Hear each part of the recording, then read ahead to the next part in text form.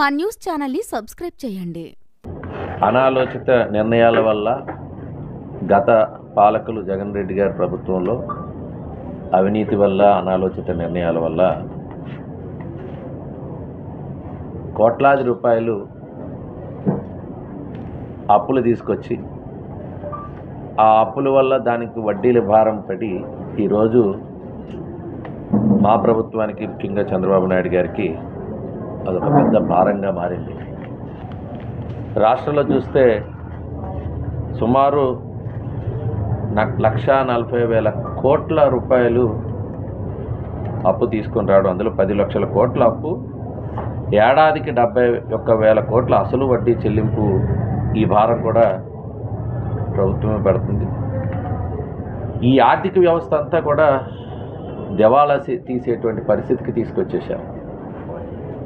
దానివల్ల ఈ గడిచిన 7 నెలల్లో కూడా ఆ బకాయిల వల్ల ఈరోజు ఆ భారం ఒకవైపు ఫీజు రీఎంబర్స్మెంట్ కానీ, డిగ్రీ ఇంటర్ కావచ్చు, లేకపోతే వసతి దీవెన కానీ, ఆరోగ్యశ్రీకి సంబంధించి 1,800 కోట్లు, ధాన్యం బకాయిలు 1,600 కోట్లు, ఇరిగేషన్ కాంట్రాక్టుల బకాయిలు 19,000 కోట్లు, ఉద్యోగస్తులకు ఇచ్చేటువంటి బకాయిలు కూడా 20,000 కోట్లు, అదేవిధంగా గృహ నిర్మాణం ఈరోజు టిట్కో హౌసెస్ కూడా 7,800 కోట్లు, ఉపాధి హామీ బకాయిలు కూడా 2,100. ఇలా మొత్తం జగన్ ప్రభుత్వం పెట్టినటువంటి బకాయిలు 1,40,000 కోట్ల రూపాయలు బకాయిలు పెట్టారు.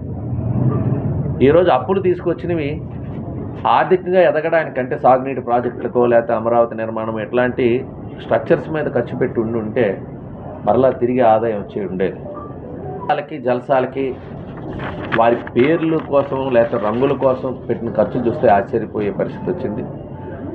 సెంటు పట్టాల పేరు, ఆ పేరుతో దోపిడీ చేస్తూ ల్యాండ్ ఎక్వైర్ చేసిన దాంట్లో 7,000 కోట్లు సంపాదించారు. అదేవిధంగా రేషన్ బియ్యంలో కూడా దోపిడీ 7,000 కోట్లు, సచివాలయాలకు వైసీపీ రంగులు వేసేందుకు మళ్ళీ తొలగించేందుకు 3,000 కోట్లు. ఈ రకంగా వృధా చేశారు. తాడేపల్లి ప్యాలెస్ దగ్గర సెక్యూరిటీ ఖర్చు 1,000 కోట్లు, ఓన్లీ పోలీస్ సెక్యూరిటీ ఖర్చు. సర్వేరాళ్లపై ఉండేటువంటి జగన్ ఫోటోకి 700 కోట్లు, ఋషికొండ 600 కోట్లు, సాక్షిలో యాడ్ల నిమిత్తం 500 కోట్లు, అలాగే పట్టాదార పాస్బుక్ పైన ఫోటో ముద్రించడానికి 13 కోట్లు. ఇలా చెప్పుకుంటే పోతే అనేకమైన ఈరోజు వాళ్ళ టూర్ ఖర్చెస్ కావచ్చు, తిండి ఖర్చు కావచ్చు, ఇవన్నీ కూడా కోట్లల్లో ఖర్చు పెట్టి సుమారు 19,871.35 కోట్ల రూపాయలు కేవలం వారి జల్సాలకి, ప్యాలెస్లకి, పేర్లకి, రంగులు వేసుకోవడానికి, ప్రచార యావతో ఖర్చు పెట్టినటువంటి ఖర్చు. దానికి తిరిగి ఆదాయం ప్రభుత్వానికి వచ్చే పరిస్థితి లేదు. జరిగింది. అందులో లెక్కర విషయంలో మనందరికీ తెలుసు, సుమారు 1,00,000 కోట్లు లెక్కర్ స్కామ్ అనేటువంటిది ఈ రాష్ట్రంలో ఉంది. అదేవిధంగా అసైన్డ్ భూములు కానీ, ఇండోసోల్ కానీ, టీడీఆర్ బాండ్లు కానీ, ఇసుక దోపిడీ, ఎర్రచందనం కానీ, గ్రావెల్ కానీ, గంజాయి డ్రగ్స్లో 37,000 కోట్ల రూపాయలు జరగడం జరిగింది.